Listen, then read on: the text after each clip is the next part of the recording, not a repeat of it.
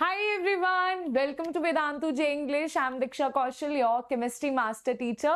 So everybody let me know in the chat box if I am visible to you and audible to you. Everybody in the chat box, let me know if I am clearly visible and audible to you or not. Yes?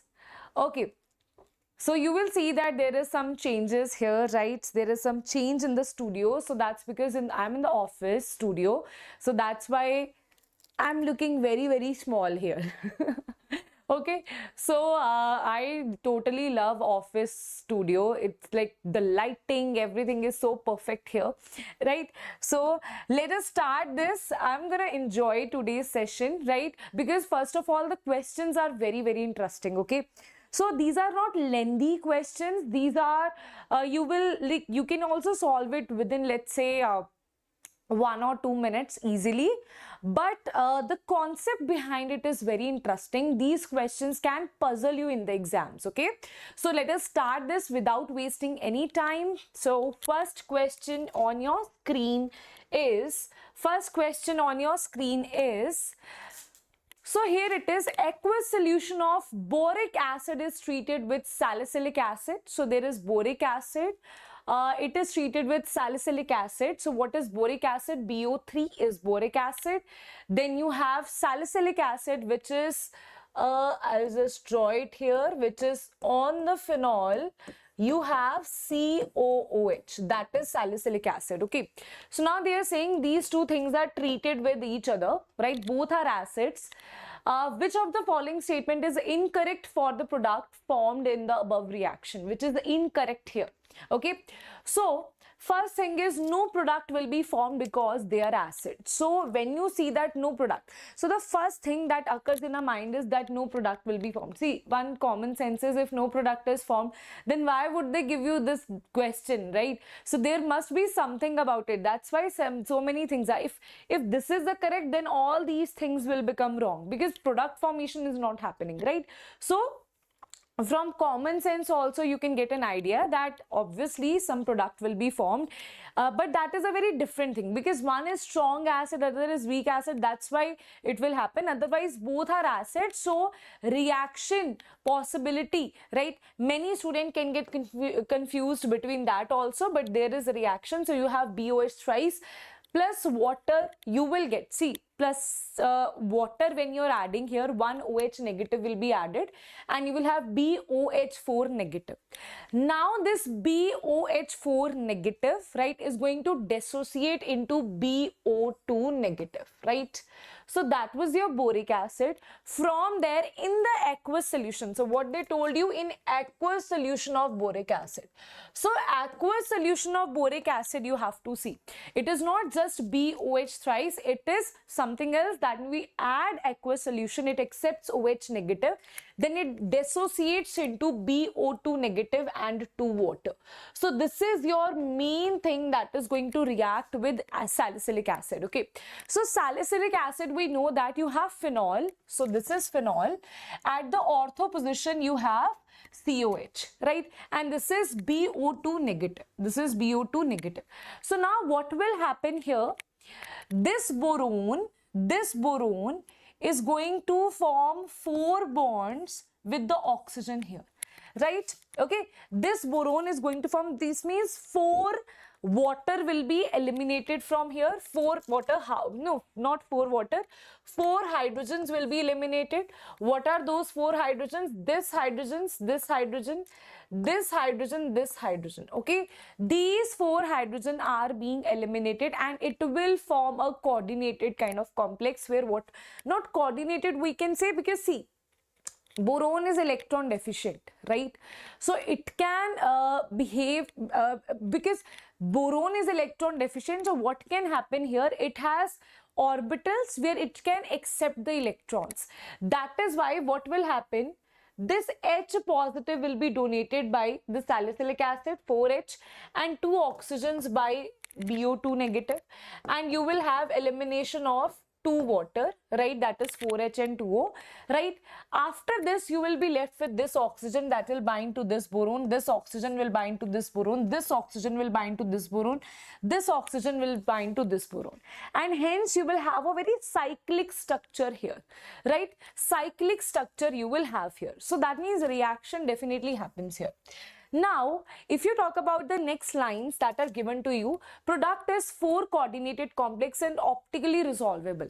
So, whenever we talk about optically resolvable, right, for that we need to check the asymmetrical, whether this is symmetrical or asymmetrical.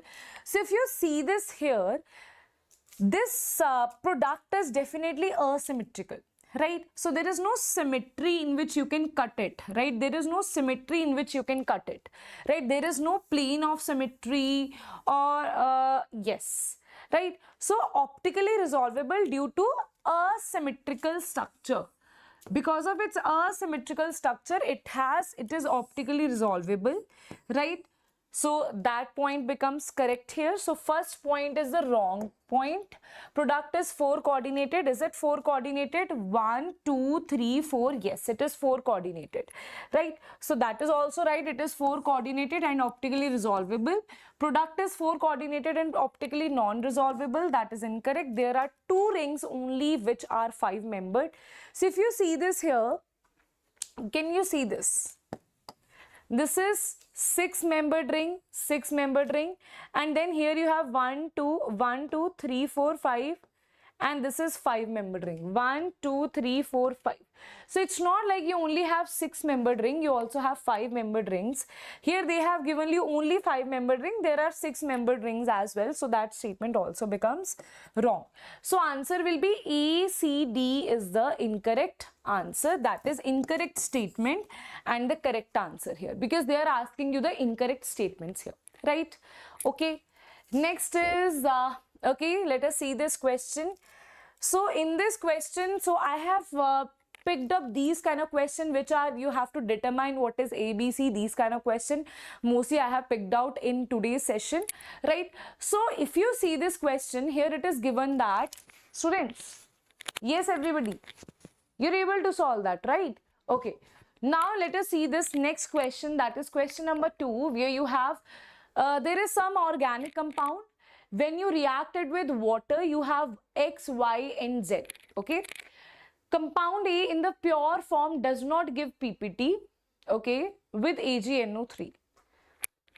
It is an organic compound which will not give PPT in the presence of AgNO3, okay, perfect. Next is a mixture containing 70% A and 30% ether is used as an anesthetic, okay, understood? Compound X and Y are oxides. These two are oxides. These two are oxides, right? Then Y turns lime water milky and produces an acidic solution with water. Okay. So if you see a compound A, X, Y respectively and Z also respectively is what? Right. So they are talking about A, then X, then Y, then Z. If you talk about Y, you can easily tell that Y turns lime water milky. That means Y is nothing but that is CO2. So with the help of CO2, we will answer this. This is AXY, XY, AXY, AXY. So D is eliminated. Only these 3 are fulfilling our idea that carbon dioxide is that gas which turns lime water milky and produces an acidic solution with water. See, carbon dioxide will form CaCO3, it will turn it milky. Then this with water is going to form H2CO3, that is carbonic acid. Okay, so you don't need to worry about that. Now compound X and Y are oxide while Z is a pungent smell gas. Pungent smell, students. Wait a minute. Z is a pungent smell gas. X is a neutral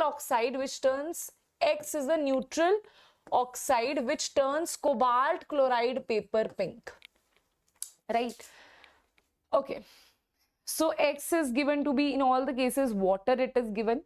So water is a neutral oxides that we know, which turns cobalt chloride pink. Yes, that is also true. So that can only be the correct answer for X, right? So X also we have identified it as water, right? Now let us identify C2, Cl2 and N2, right? So they are saying that Z is a pungent smelling, it's basically it has a pungent smell. So N2 has a pungent smell. So we can say Z is a pungent smelling, that is N2, right? Sorry, I'm saying N2, Cl2 it should be, right? By mistake, I'm saying N2, right? N2 is not pungent smell. In our atmosphere, we have N2. We don't have smell it pungent, right? So Cl2 is the pungent smell. So you're left with two options here. So first option is methane, other option is chloroform. Now for A, they are saying it is an organic compound, does not give PPT with AgNO3. With AgNO3, it does not give PPT, and a mixture containing 70% of chloroform and ether is used as anesthetic, right? Have we studied this? Yes. Chloroform, if you have seen that Hindi movies, right, in there what happens in kidnapping, there is some hanky, you put chloroform and dush, right? So this is what chloroform is, right? It is anesthetic, right, but it is dangerous. So that what things they show in movies or serials is not the reality, it is more dangerous, right? So here it is 70% of A, means we are talking about chloroform. So answer will be B is the correct answer here, right? Answer will be B is the correct answer. Okay, understood? Yes, everybody understood? B is the correct answer here, right? Okay. Next we have is, let us see this now, a red liquid. Okay, the level of this question, right? I really find this question very interesting because it might get confusing, because they are asking you the correct statement for liquid A, right, out of these, right? So a liquid A when treated with sodium carbonate, liquid A when treated with sodium carbonate gives a mixture of two salts B and C. Okay, so liquid A is treated with sodium carbonate, right? It gives a mixture of C and B and C. Yes, it gives a mixture of B and C, right? It gives a mixture of B and C. B and C. In the solution, the mixture then acidification with sulfuric acid and distillation produces the red liquid A again. So it's a very, very interesting question. B and C on H2SO4, it will give you again A, that is a red liquid. B is binary salt of two elements, and you have to tell which of the following is correct. Okay. The main point here is red liquid. Okay, so we will just guess it here, right? Because nothing is given to you in the options regarding. So in the last question, still with the elimination, we were able to solve the question, right? But here nothing is given, like we have no idea what is that. Even from the options, we can't get it, right? So a red liquid. Have you seen a red? There are so many red liquids here, right? So, which treated with sodium carbonate gives a mixture of B and C, right? In the solution, the mixture on acidification will give again A. You know, this question is regarding bromine, right? Bromine has reddish vapors, right? It is actually a liquid. In the liquid form, actually, it exists. So, if even now I am not sure about it, right? I'm just thinking that it can be bromine, right? Okay, it can be bromine. Other things are like chromyl chloride that you have seen, but chromyl chloride doesn't fit into this category, right? Chromyl chloride on reaction with Na2CO3 does not give two salts, right? So that is not correct. But Br2 will give you two salts, which on H2SO4 will further give you again Br2. How? So Br2 on reaction with Na2CO3, it will give you NaBr and NaBrO3. These are the two salts that is given, right? These are the two salts that is given. Now NaBr and NaBrO3 on reaction in the presence of any acid, this will give this will be replaced, right? This will be replaced, right, by hydrogen. Okay, so this will be HBr4 and this is HBrO3. Now this, either you don't need to actually learn these reactions, just remember that in the form of acidic it is converted to do two things, which further, wait a minute, why this should not be written 4. Okay, this should not be written 4 here, right? Because there is NaBr, no, so H will replace Br, right? So H is going to replace Br simply here. H will replace, sorry, I'm saying Br. H will replace Na here. H will replace Na here, right? So these are the two salts, not salts, but acids that you will have, right? Now after this, you tell me what you're going to have is Br2 again, right? So same A we have formed. So this is A, this is B, this is C, and again with the H2SO4 you again have the formation of A, right? Now let us see the statements. It is an oxidizing agent, right? Definitely Br2 is a very good oxidizing agent. Okay, so it is sparingly soluble in water. Yes, in water also it is sparingly soluble. It converts yellow dye stuff fluorescent into red color compound. That is also true. These are the properties of Br2. You know, those who have no idea that, ma'am, how I can predict, even from the options, little bit, if you know the properties of Br2, from there also you can predict that they are talking about red liquid, this is Br2, right? Even if you go through the option first, you will have a hint that they are talking about Br2 here, right? So all the statements we can see is correct. Bromine acts as oxidizing agent, sparingly soluble in water, forms wait a minute, erosin from fluorescent. So answer is wait a minute, why B? Bromine acts as an oxidizing agent, is sparingly soluble. It is sparingly soluble only given to you, isn't it? Sparingly soluble in water, forms, that is also true, red color compound. So all of these should be true. Okay, students. So I think by some mistake it is B written here. It should be D. Okay, all the statements are correct here.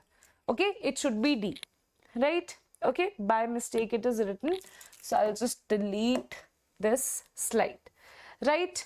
Next question here is, next question, students, here is K2Cr2O7. We are talking about K2Cr2O7 can supply oxygen to oxide pollutants in a water sample. So this is a very, very interesting question, okay? So we have K2Cr2O7 can supply oxygen to oxidize pollutants in a water sample. You have pollutant, to oxidize them we can use an oxidizing agent, that is K2Cr2O7. If 1 kilogram of such water sample requires 20 milliliter of 1 kilogram requires 20 milliliter of 0.1 K2Cr2. That means if you have 1 kilogram of water sample, you will require this much of K2Cr2O7. Okay, that is fit in your head. What is the oxygen requirement of the water in ppm units? So they are talking about the oxygen. This is what given to you regarding the reaction of K2Cr2O7. Okay, so most of the things they have given you. See, one thing, they are asking you about, we will apply mole concept here basically. So this is K2Cr2O7. Okay, right. So if you find, because in K2Cr2O7, you are given with molarity, you are given with volume, right? So that means easily you can find the number of moles here, right? You can easily find the number of moles here. So when you find the number of moles here, right, then you, by applying unitary method, you can calculate the number of moles of O2, right? They are asking you what is the requirement of that water in, what is the oxygen requirement of that water in ppm units. So oxygen requirement, if you want to see, for oxygen requirement, what we will do, right? Simple thing is, for oxygen requirement of that water in ppm units, oxygen you will get the number of moles. After that you can solve it for mass, because see, you know that oxygen has 32 is the molar mass. From there you can solve the mass, right? Once you know the mass, can you again go through it and solve the value of oxygen in ppm, right? Water is given to be 1 kilogram, right? So understand one thing, 1 kilogram and 1 liter will take it equal only. Okay, so I'll take it as 1 liter, and hence by that I'll solve it. That this is the mass given to you. I'll solve it for milligram. If I'm talking about ppm, I'll solve it for milligram by liter. I'll get the answer in ppm. Okay, so this is a like easy way to solve this question, right? So firstly what I'll do, I'll balance this equation. Okay, firstly I'll balance this equation. So if you balance this equation, right, what you have to do here, K2 is already balanced, right? So wait a minute, 2 hydrogen is, if I put 2 4 4, wait a minute, 4 to 8, here also you should have 4, then here it will be 4 5 6, this is going to be 4 4 16, this is 16 oxygen plus 7 oxygen, right? Here it is what, 4 4 3 12, 12 plus 4 16, 17 18, this is 16 17 18 19 17 18 19 20 21 22 23, so we have to make it 23, right?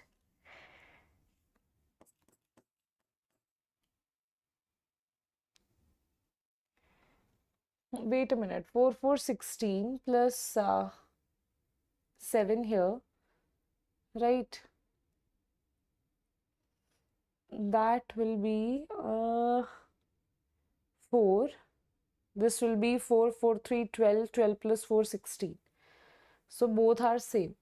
This is 7, and here you have the addition of 4 5 6. Wait a minute, there is some calculation mistake here. Wait a minute, this is 16 and these two are also equal to 4 3 12 plus 4, that is 16. Now I have to equate, this is 7 and this is 4 5 6, right? That is 7.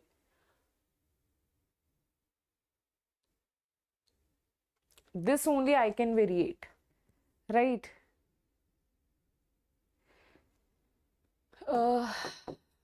Wait a minute, 1.5 into 2, that will be 3, 4 5 6 7, yes. Okay, so this will be 4, this is 4 into, this is 4 plus, wait a minute, see the balancing of oxygen is important here. 4 plus 3 by 2 into 2, that will give you 7, and already there is 7. Okay, so that's what I wanted to make. So here it will be 3 by 2, right? So after balancing this, half of the work is done. Right now you just have to apply unitary method here, right? So this is we will solve the number of moles for this K2Cr2O7 here, right? Then 1 mole of this will give you 3 by 2 of O2. According to that, you will solve the number of moles of O2, right? So for number of moles of K2Cr2O7, what we will do, we know that what is molarity. Molarity is equals to number of moles divided by volume. If the volume is in milliliters, I'll have to multiply it by 1000. Okay, so I'll say that number of moles is equals to molarity into volume in milliliter divided by 1000 here. Molarity is 0.1 and volume is given to be 20. This is 1000. This will be cancelled and this will be, again this will be 1000 only because this will go here. So this will be 0.002, right? So that is going to be the number of moles of K2Cr2O7. So once you know the number of moles of K2Cr27, number of moles of oxygen, number of moles of O2 is going to be 3 by 2 of 0.002, that is 1. So it will be 0.003, right? That is the number of moles of O2, right? So that is going to be 0.003. Mass of O2 is what? Mass of O2 is 32 multiplied by 0.003, right? This is in grams. This will be in grams. Okay, this we have done in grams. Till here we have solved, right? That is in grams. After that you need to convert it into milligrams, and then you need to divide it with the like volume here, right? Then you will get your ppm here, right? So what I'll do here, I think, wait a minute. So what we are going to, you don't need to use this value here.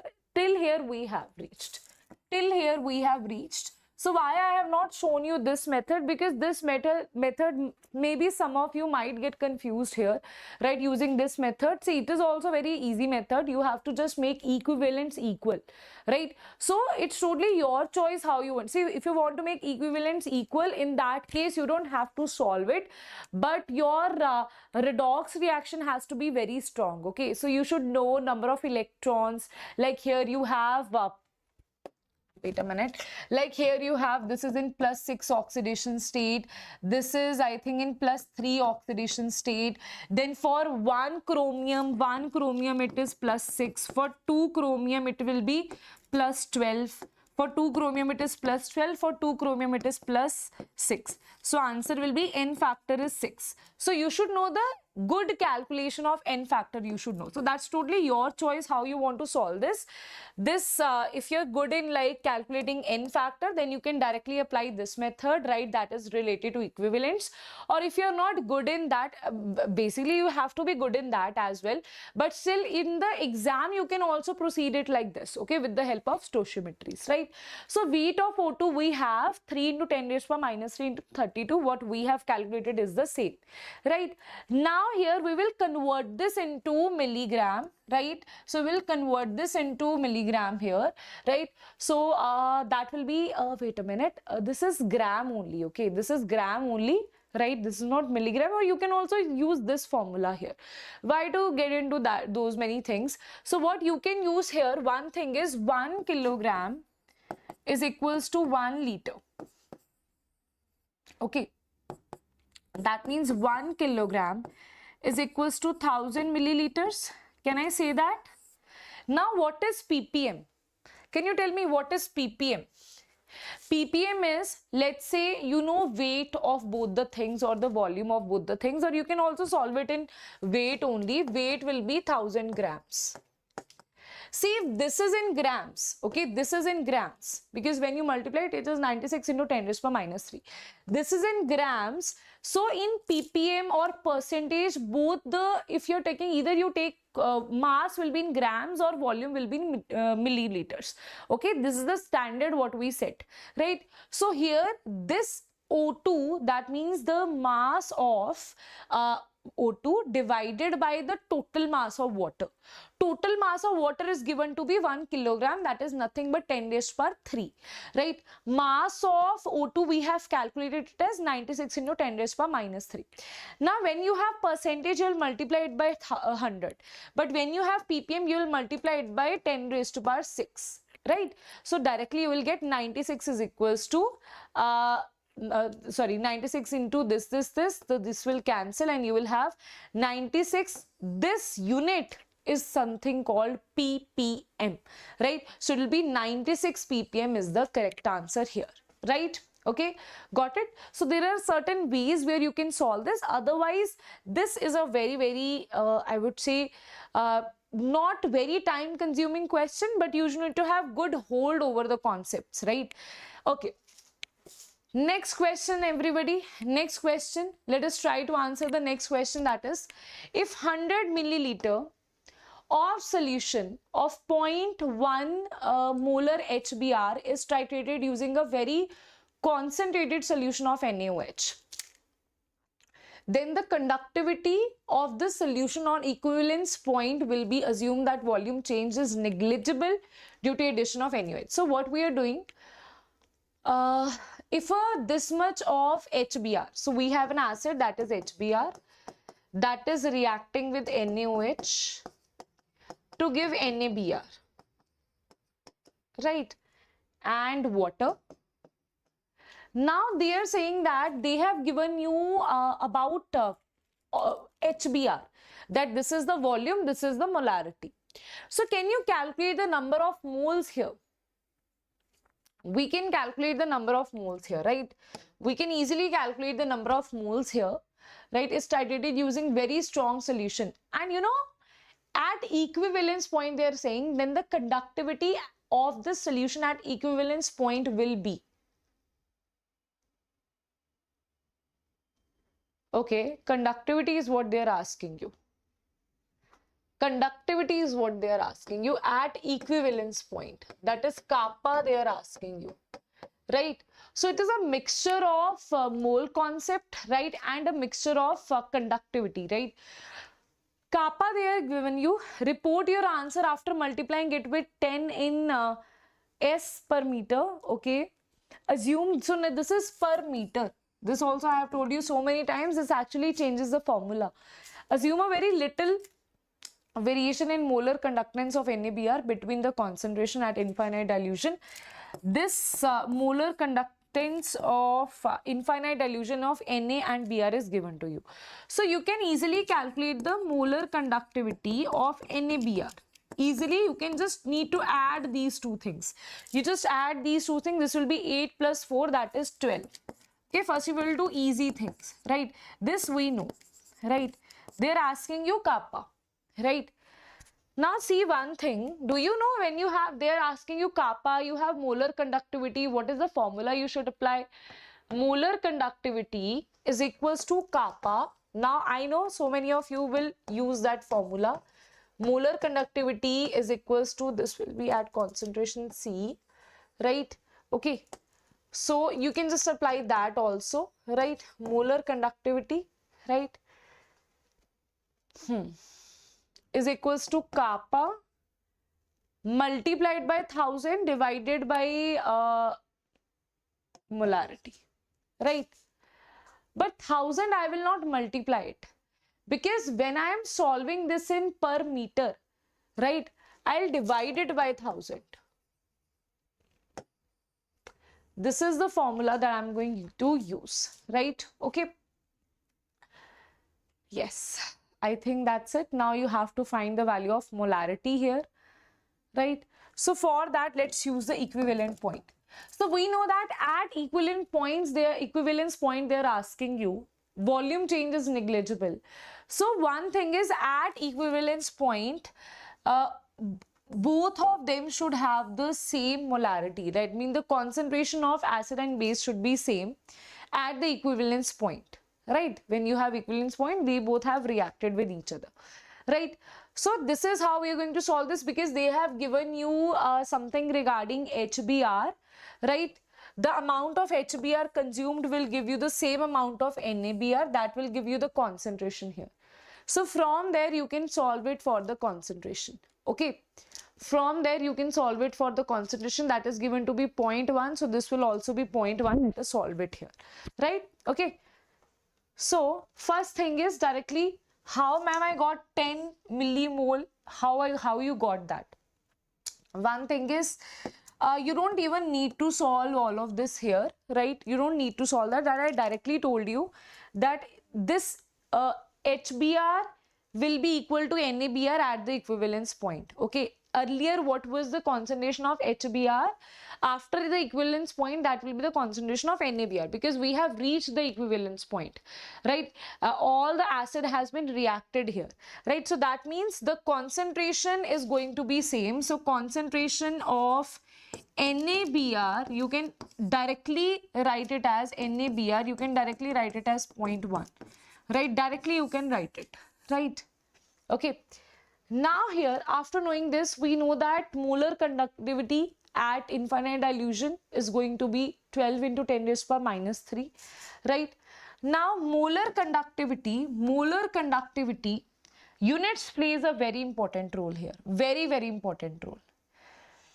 The way I am solving it is different, and here it is solved, it is different, but answer you will see is definitely the right answer. There are two ways of solving this, right? One is you should understand that molar conductivity is equals to kappa into 1000 by molarity if this is in centimeter, right?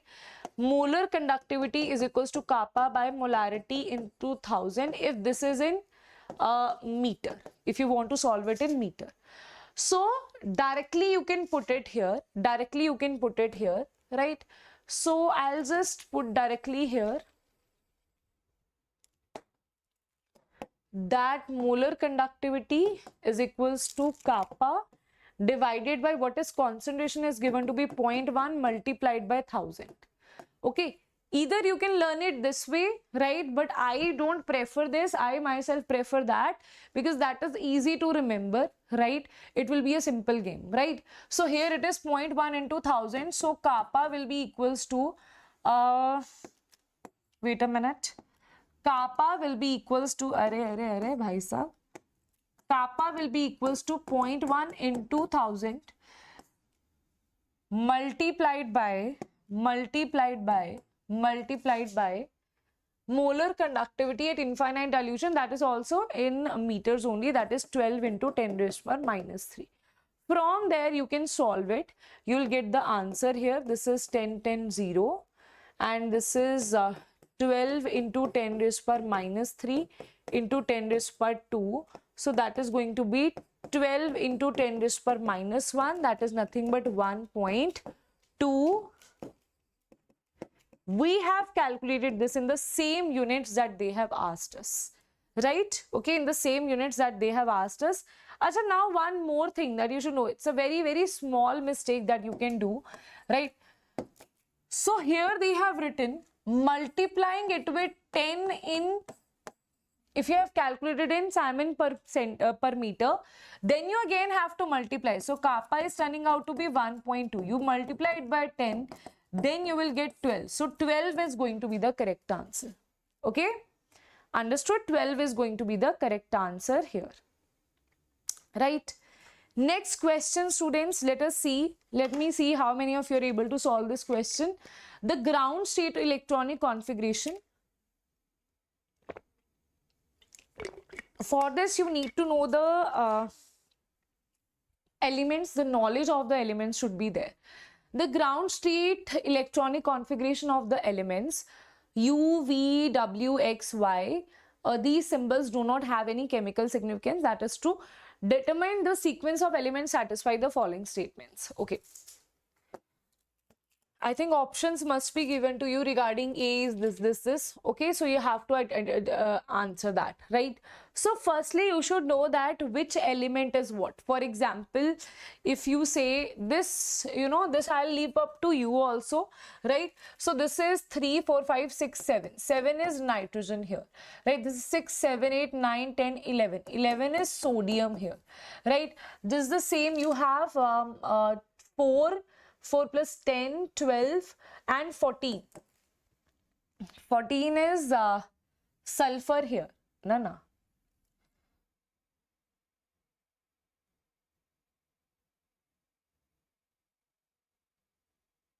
Yes.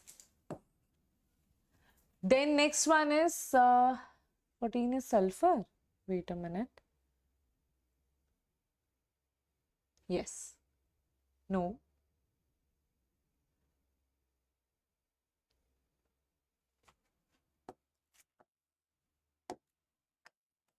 Silicon, right? Okay, so then there is this X that is having what? It is in 3D configuration, right? So that will be what? This is 10, 12, 18, 18 plus 5, that is 23, or 18 plus 2, that is 20, 25. 25 is manganese, and here it is what? Deconfiguration is done. This is belonging to halogen. This is belonging to noble gases. Okay, so this is what you have 30 here, 36, 30, wait a minute, this is 10, 18, yes, 36, right? That is your noble gas, right? Xenon. So according to that, you have all your elements here. You have all your elements. Now you just need to answer which element is what, right? Okay. Now let us see. First is elements form a carbonate which is not decomposed on heating. So we will have to tell according to the different statements here. First is, I'll just directly tell you, okay, this we have seen, that is silicon, that is sodium, silicon, then there is manganese, there is krypton, right? Krypton, I think I have not written it here, right? Yes, okay, 36 krypton, right? So here you just need to go through these statements, right? Once you have identified the element. Identifying the element is not a big deal. This is important. Alkali metal carbonates do not decompose even at red hot temperature. Right, so alkali metal carbonates do not decompose even at red hot temperature. So answer will be V for this. That means they are telling you elements form a carbonate which is not decomposed on heating. So these are your alkali metals, right? Any of this is alkali metal. You see that alkali metal is sodium, so answer will be sodium. That is nothing but V. This might in this thing you might get confused. Okay, then second statement is element is most likely to form colored ionic compounds. So if you see here, colored ionic compounds are formed by transition metals. Transition metal ions having unpaired electrons are colored in aqueous solutions, right? So if you see, which is your transition metal atom here? Manganese, right? So can I say manganese is the correct option here? For manganese, you have X. So now you have VX, right? Okay. Third is element has largest atomic radius. So atomic radius largest is for which thing? Noble gases, right? Van der Waals radius considered, which is largest. So answer will be krypton, that is Y, right? So here you can put the answer as Y here, right? This will be Y. Krypton, that is Y. So we'll put this Y here. Last is element forms only acidic oxide. So which element forms only acidic oxide? Na2, then nitrogen, then you have silicon, manganese and krypton. Which element forms only acidic oxide? That is silicon. This we have done in P block. Okay, so this is only forming acidic oxide. So silicon is the correct answer here. For silicon we have W. Okay, so you will write silicon and this is W and the code will be VXYW. Okay, the code will be VXYW. So answer will be, wait a minute, VXYW, that is B is the correct answer here. Okay, so a different form in which they have asked you the question, right? Not in general form. See, properties they can't change, but the way of asking question is different, right? Okay. I think this, okay. So consider the following statement. So this equation is given to you. Coefficient B in the Virial equation of state. So this is equation of state that is given to you. E is independent of temperature. These are the three statements. They are saying which of the following statement is correct. Okay, that you have to answer. So if I see E is independent, A is independent. What is independent? Is equal to 0 at boils, has dimension of. Here they are talking about the coefficient. The coefficient B in this equation of state is independent. The coefficient B is equal. The coefficient B has dimensions of molar volume. Okay, so one by one we have to answer this. So here little bit mixture of physics units and dimension you have, but you will be easily able to answer this, right? So first is this B is dependent on the temperature. This is from states of matter, right? That is, it is definitely dependent on the temperature, right? It is not independent of the temperature. So this is false, right? So A is already eliminated. You're only left with one option, that is B and C. So C will be the correct answer, right? But still we will see other two statements, that is B is equal to 0 at Boyle's temperature. Because most of the students are confused about this A, right? That's why they have put A in all the options, so that you will see, okay, maximum, if you start the guesswork here, guesswork is not applied in JEE Advanced, right? So here it is A, ma'am, A will definitely be correct. No, that will not be applied here, right? So you have to be very smart. Is equal to 0 at Boyle's temperature, right? So B is equals to 0 at Boyle's temperature. That is also true. This term will be equals to 0 at Boyle's temperature. That is definitely true. So this statement is right. Has dimension of molar volume. See, B and Vm, they should be, because they are cancelling out each other, right? See, we know that PV is equals to nRT. This is actually in the place of N. That means this N should be dimensionless. Number of moles, right? So basically, can I say that exactly what is happening here? Exactly what is happening here? Or you can just do one thing here. Instead of that, don't compare it with that. Just directly apply physics here. Okay, I'll just directly apply physics. See, when all the things are getting added, then the dimensions of all of them would be same. Okay, don't equate it to n. Rather do this, y1 plus x plus y. If we are adding something, their dimension should be equal. Only then we can add them. So 1 is dimensionless, that means B by Vm, C by Vm square, all should be dimensionless. That means B by Vm will be dimensionless. Right?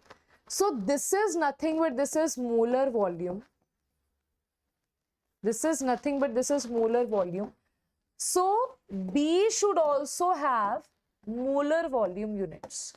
Molar volume units, so that they can cancel each other and you can have a dimensionless unit here, right? So that is why this will also have a dimension of molar volume. So that is also correct. So answer is C, that is B and C is the correct answer here, right? Okay. Now next is, okay, next is this question where we have what? Everybody, let us see this question. Let us see and try to answer. You have A, that is under 500 degrees Celsius, giving no reaction. With LiLH4, it is giving B. With NaBH4, it is okay. Question is very interesting. Okay, question is very, very interesting, because you might get confused here. Understand that LiAlH4 will oxidize COH also and ether also. NaBH4 will have no reaction with COH, right? So COH will be reduced by LiAlH4. So this will be reduced, that cannot be B. This will be that much reduced that it becomes CH3, no. This will be reduced up to this extent, that is correct. So answer will be C. But still, ma'am, this is a guesswork, right? So when I'm saying this answer is C, that means A should be something like this. A should be something like this, which is having a double bond O here, right? And this is COOH. Right. So here what can happen? Here what can happen when we are saying that this is at 500 degrees Celsius. It is like very strong heat you are giving it. So you will say, ma'am, that at very strong heat, what should have happened, ma'am? This should have, you know, like converted into a carbocation. This should have carbon dioxide should be liberated in this case, right? So because, ma'am, we are providing it a very high temperature, right? So, but in reality, what will happen? This bridge head is not at all stable in sp2 hybridization, right? That is the reason here you will see no reaction because of this bridge head, right? It will not follow Brett's rules, right? That is why it is not applicable. But when you talk about NaBH4, it will oxidize ketone to OH. But LiAlH4 will oxidize ketone to OH and COH to CH to OH, right? So that is why this is going to be your reaction here with NaBH4 with LiAlH4 at 500 degree. No decarboxylation because intermediate does not follow Bread's rule, right? That is not possible, right? So that is why it is the correct answer. So C is the correct answer. Okay. So why this question? Because see, reagents use, right? We are seeing here Bread's rule. Okay. So, and whenever you don't have the reactant, then forming the product itself is a task, right? Okay, but if you have good knowledge of reagent, that is a game of just 1 minute for you, not even 1 minute, right? Okay, now let us see this question here, where you have here what you have, everybody. Let us see here what you have. This question is given to you where firstly they are saying you have alcoholic QH. This is a lengthy question, okay? This is a lengthy question because you have to draw it. It's not a difficult one. It's not like you will have to like be confused somewhere. It's a lengthy question. You should have knowledge of reagent, but I feel even if you're mediocre in organic chemistry, even then all these reagents are something which are very standard reagents, okay? Even in JEE means these questions like till this they have asked, till this they have asked. Now, this to this, and moreover they are asking you the incorrect statements here, so you have to go through a lot, like doing a lot of reactions in this question. Okay, so here it is. You will have how many alkenes here? First is, because total 5 alkene are obtained, is this correct or not? You have to see, right? So alcoholic QH is dehydrohalogenation reaction. So you have to take out halogen, you have to take out hydrogen from this position. It's the same thing. You have to take hydrogen from this position. That means you will have either double bond here or you will have double bond here. Either you can take hydrogen from this position, you will have double bond here. You'll say, ma'am, only 3 alkenes are possible. But the thing is, I'll just show you that. Okay, cis trans is also possible. Okay, cis trans is also possible. I'll just show you that. For example, you have this double bond here. Then definitely cis trans is possible or not. Everybody, let us see that. Let's see. You have firstly what they have formed is this alkene, right? I'm just focusing on alkene. I'm not focusing on the second point. Double bond here. Let's say you have a double bond here. Double bond here. Then what will happen? Is it possible to have any cis and trans, right? Is it possible, right? So you have double bond here. There is no possibility of cis and trans here, because to this alkene you have the attachment of a cyclic ring. Okay, so whenever a cyclic ring is directly attached to the alkene, there is no possibility of cis and trans here, right? Okay, because they are not even geometrical isomer. It's not like always a cyclic ring, right? Say too many things they have asked you here. So geometrical isomerism does not exist here, because moving to this side you have CH2, CH2, that means same environment. Moving to this side you have CH2, CH2.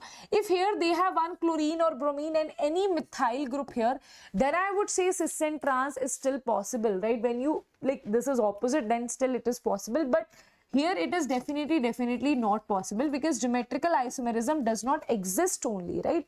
So this will not have cis and trans. What about this one? When you have double bond, let's say here.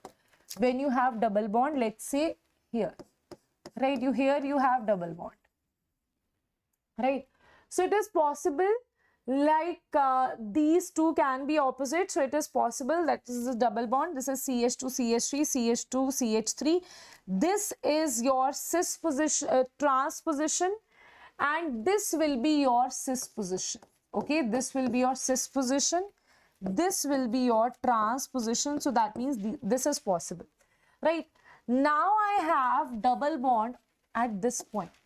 At this point I have double bond, right? Now is it possible to have cis and trans? You have double bond here. This is CH3. See, you will say, ma'am, exactly cis and trans is not possible, because there is no two same elements that are on the same side or the opposite side. Agree. But can you see EZ configuration is possible here? We don't have to calculate EZ configuration. If all the 4 groups are different, then EZ configuration is possible. At least it is showing the condition of GI, that when you have a double bond, then this 1 and 2, this is 3, this is 4. So 1 should not be equal to 2, 3 should not be equal to 4. Then GI will exist. That means GI exists means cis and trans, if it is not showing, E and Z it can show, right? So that means this is also 2 alkenes are possible, right? So that's the reason 1, 2, 3, 5, right? So here you have 5 alkene is possible. That is the correct option, right? Now they are talking about the statements. Incorrect statement we have to find out. Total 6 different carbonyl compounds are obtained on ozonolysis. Now one by one we will do the ozonolysis. Ozonolysis means you break the double bond, convert it into double bond O. Ozonolysis means break the double bond, convert it into double bond O, double bond O. That is ozonolysis, and they are doing reductive ozonolysis here, right? Because zinc is given to you, so just break the double bond, convert it into double bond O, double bond O. Further oxidative you don't have to do, right? So break this double bond and convert it into double bond O, double bond O. Break this double bond, convert it to double bond O, double bond O, right? This cis is not going to show you any ozonolysis here. Even if it shows, see, it is going to be the same thing, right?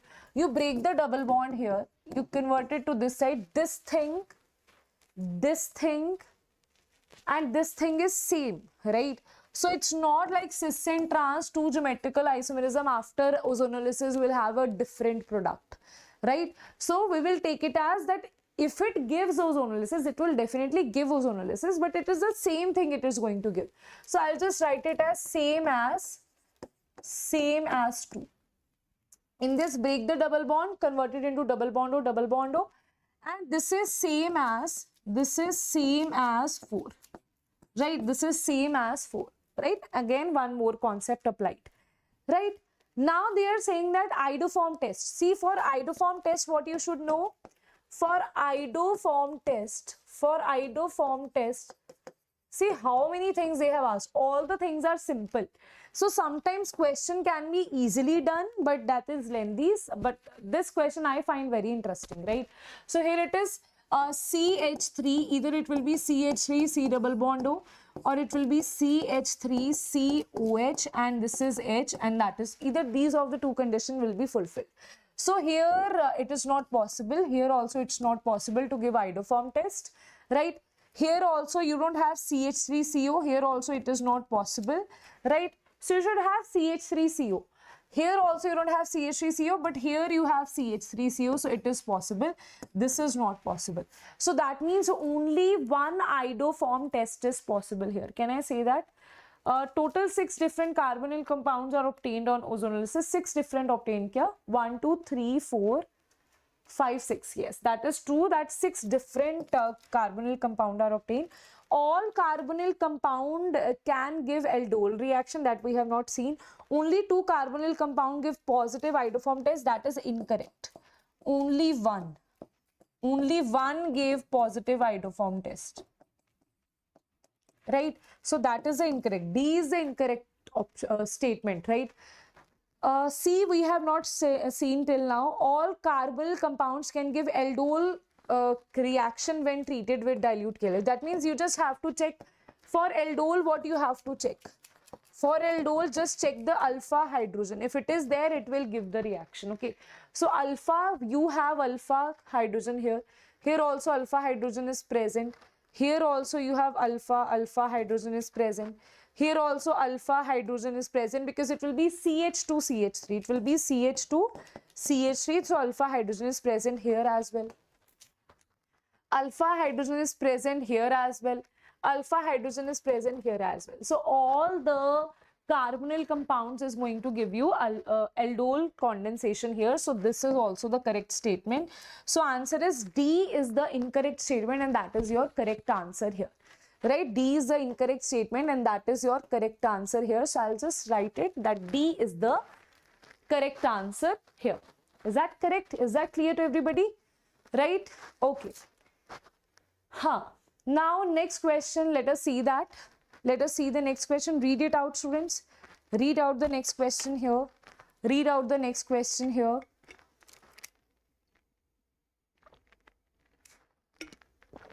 Okay, so this is nothing but CPM, CVM. This you can also do it yourself. Okay, this is for homework. This also you can do it yourself. I'll provide you with the PDF. You can do it yourself as well, because it's not like something very like big question. What is the value of change in internal energy at 1 atmospheric in the process? So process is given to you, CVM is given to you, CPM is given to you, delta H vaporization is also given to you. So just have to apply the formulas here, right? So we know that this is a process where delta U1 you have, delta U2, and then delta U3.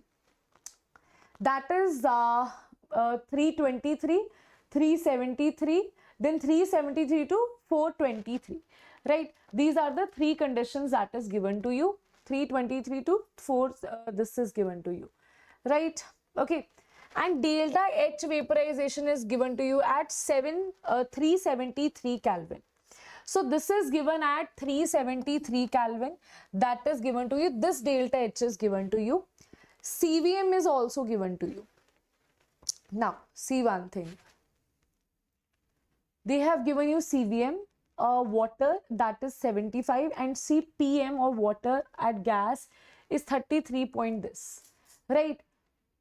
So if you talk about CVM of water in the steam, right, because here we are talking about the steam here, that is 33.314 minus the value of R. Okay, right? Next is, because here what is given to you, wait a minute, I'll just see that. CPM is given to you. We know that CVM plus CPM, you can just subtract it directly here, or you can directly write here CVM is equals to that is at molar heat capacity at constant pressure, at constant volume, is equals to CPM minus R. Okay, so molar heat capacity we are talking about. So here we can calculate the value of CVM at this temperature, that is when your water is the gas. Here you can calculate the value of CPM, right? But we will take it as one thing only, right? So here you have calculated the value of CVM, right? That is coming out to be 25. Now we know that delta U2 is equals to delta H2 minus delta NGRT, right? If you solve it here, right, delta U2, right, delta U2, if you see this here, this is into gaseous, delta H is given to be 40, right, but delta U is not given to you. But do you know what is delta U? That is nothing but QV. Delta H is nothing but QP. That also you should know, right? So here what we have done, this we have directly calculated, right? Now here delta U2 is equals to delta H2 minus delta NG. From there, putting the values of the reactants here, that will be equals to 1 only, putting the value of RT and delta H2, that is already given to you here, right? That is 40, that is already given to you. You put the values here, you will get the answer as 37.6, right? Now delta total is nothing but delta U1 plus delta U2 plus delta U3. What is delta U? That is N CVM delta T. Okay, so N number of moles is given to be 1, right? So N CVM, N is 1, CVM into 1 into delta T. This is delta U2 is delta V of vaporization, and this for gaseous is delta CVM gaseous delta T, right? So now here CVM you have calculated at liquid, that is given to you over here, that is 75. Put it here, right? Then delta T value also you can easily solve it from here, right? The variation with the liquid, right? Just subtract this, you will get the answer, right? Then delta H of vaporization, directly you can write it here, right? That is coming out to be 37.6, that is this, right? Why I have written so this coming out to be 36.6, that you can directly put it here. CVM for gaseous we have calculated here, right? We have calculated here, that is 25. So I'll put it, right? then you will put the value of delta T here, and hence you will get your answer. But one thing to remember, that if you see the values here, that is given in, the option is in kilojoules, kilojoules, kilojoules, right? So you also have to solve it in kilojoules, right? So that's why we divided it by 1000 to convert it into kilojoules, right? So here it was in joules, right? That's why I have divided it by 1000 to convert it into kilojoules, and this was also given in joules, okay? So that's why we have to divide it by 1000 to convert it into joules. But delta U2, because this was given in kilojoules, if you see delta H2, where it is, delta H2, this was delta H2, that is given in kilojoules only. So I don't need to convert it into kilojoules, that is already there in kilojoules only, right? Okay, understood? Is that clear? So what you have to, like, very smart in this is nothing but it's a game of formulas, right? So you have to be aware of this formula, delta is equal to delta H minus delta NGRT. Then this calculation stuff you should know, that where the temperature is changing, the mistake that you can do is in the temperature change and at what point, what is the delta U at a particular temperature, right? Okay, so that's it. Next, let us see, next question here is regarding this two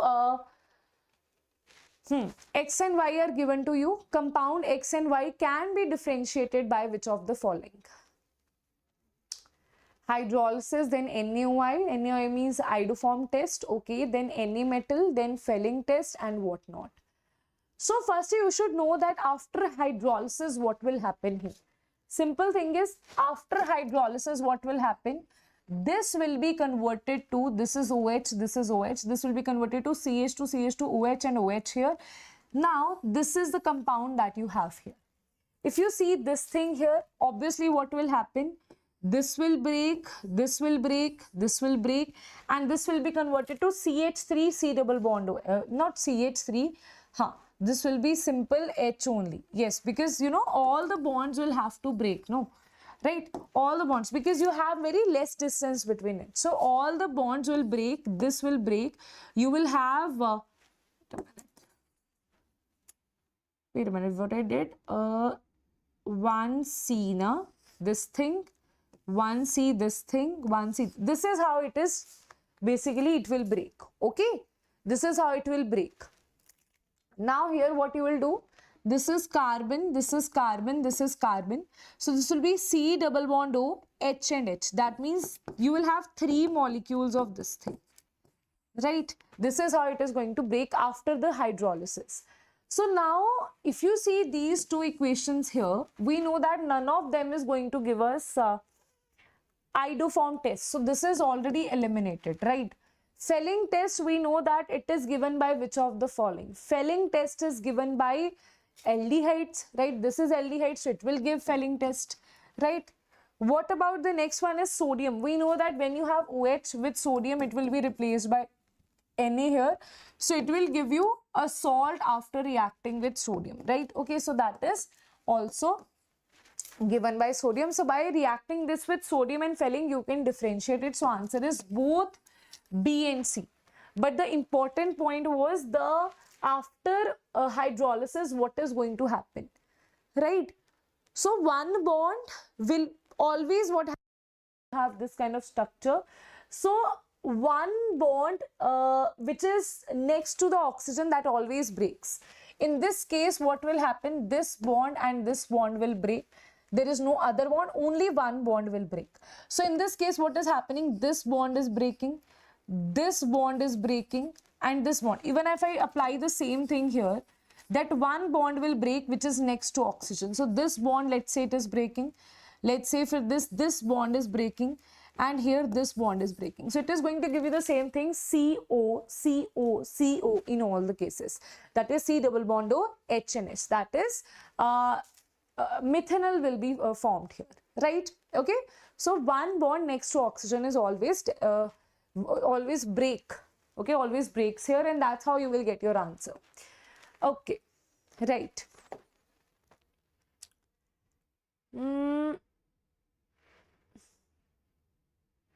Both B and C, D should be the correct answer here. I don't know why, by maybe typing mistake, D will be the correct answer. Okay.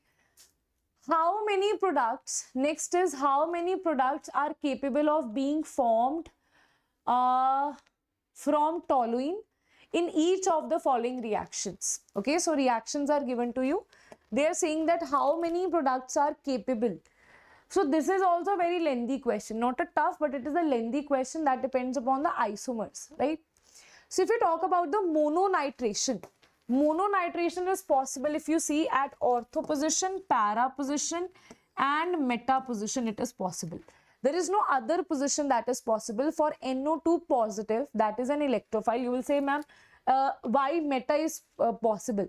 It will be formed in very, very less amounts, but it is still possible. We are talking about the possibilities here, right? Okay, and here you have CH3 group, which is predominantly ortho and para, but very few meta isomers will also be present. So you can say totally you can have 3 isomers, ortho, meta, para isomer, right? Okay, then talking about this thing here, that is dinitration.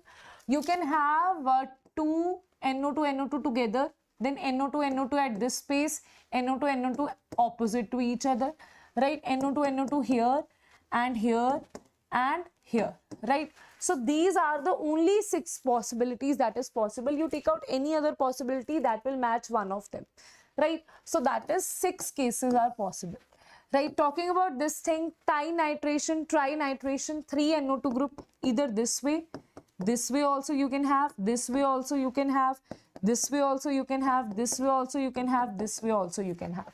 So firstly what we did, pair them up together, right? Then you can see this possibility and this possibility both will be same. Now what I can do, I can pair 2 of them together and 1 not together, 1 space, and you will have the next one. So this possibility you have, this possibility you have, or this possibility you have when you pair them up together, 2 together. When you don't pair any of them together, this is the possibility you have, and when you are pairing all the 3 together, this is also the possibility that you had.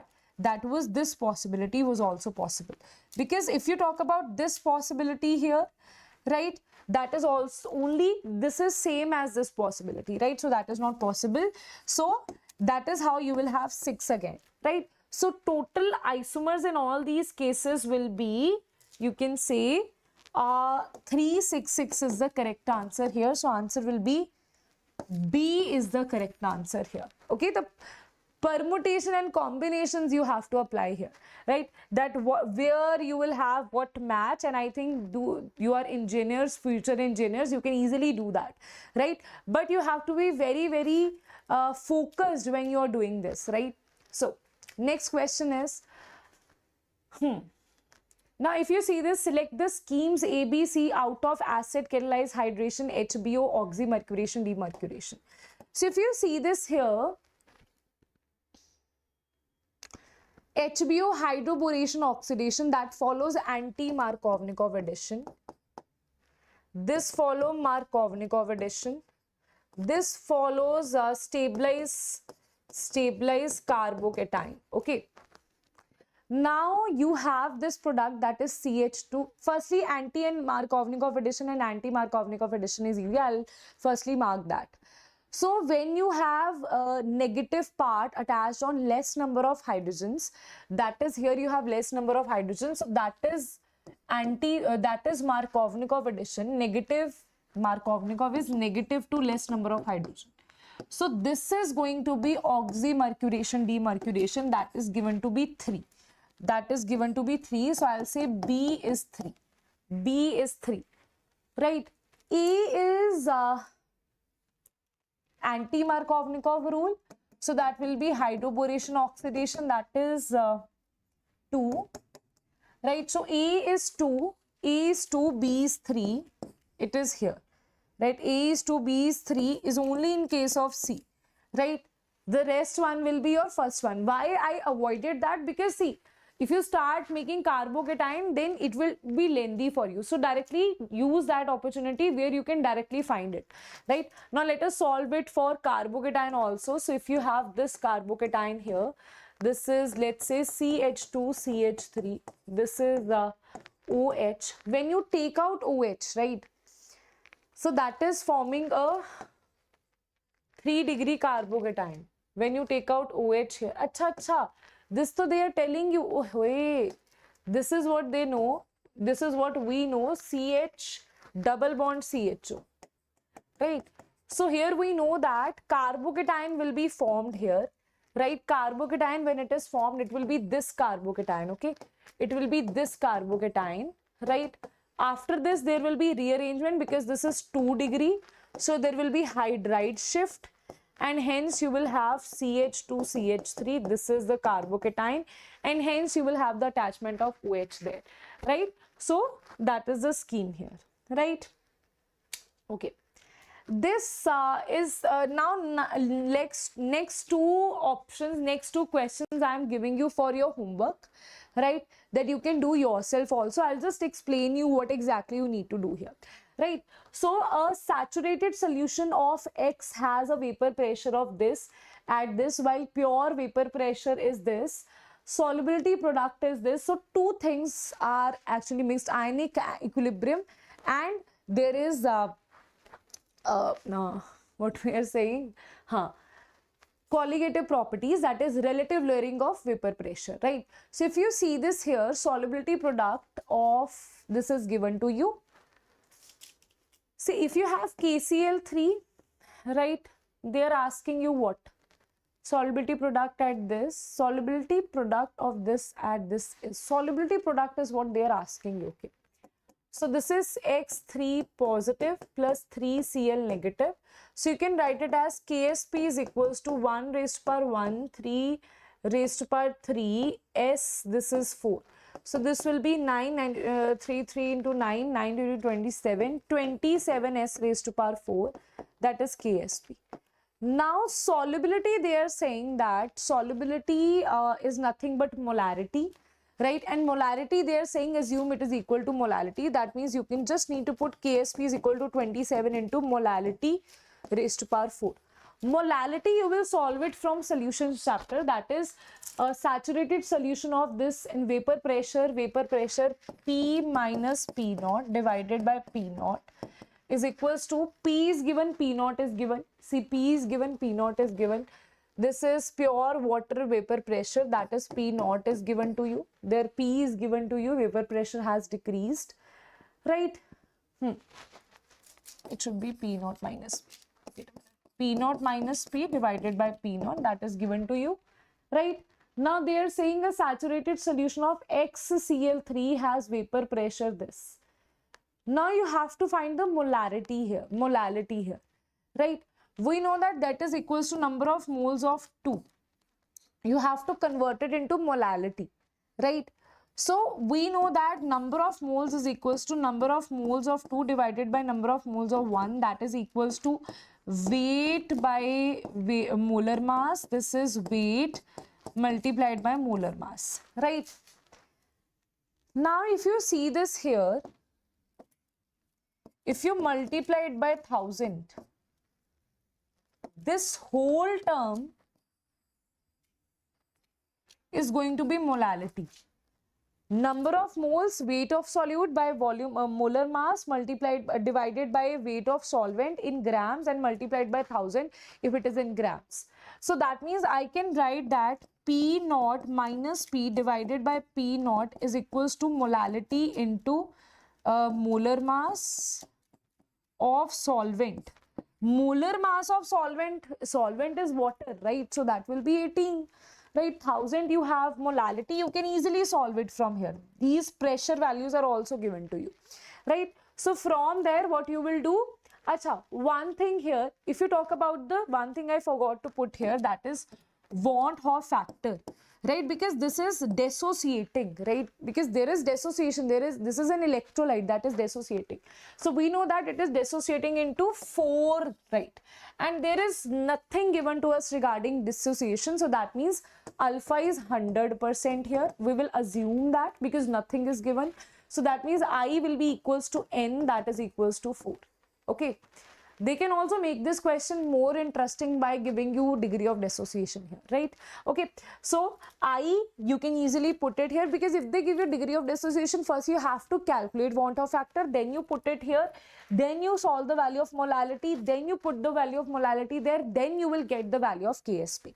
Okay, so here want of factor, because under dissociation nothing is given to about dissociation, so you can easily calculate the value of molality here, right? Okay, I think that's it, and here you can easily solve it, right? Okay, yes everybody, yes everybody. So that's it, molality you can put it here and you will get your answer, right? Okay, next is next important thing is, wait a minute, okay, next important thing is assign double bond double bond configurations. Acha, one thing I forgot to do here. What, ma'am? If I multiply it by 1000, because that was not originally in the formula, it's like this. If I multiply it by 1000, I have to divide by 1000 as well, right? So that's why in the formula it will be, wait a minute, in the formula it will be, because this is your molality, so this will be divided by 1000. Okay, that you should, one silly mistake I was about to do, right? So that will be divided by 1000. Okay, now next is last question, that is totally your homework, right? I want to see in the comment section if you're able to answer me, because I expect that from JEE Advanced student, that you're able to answer E and Z configuration.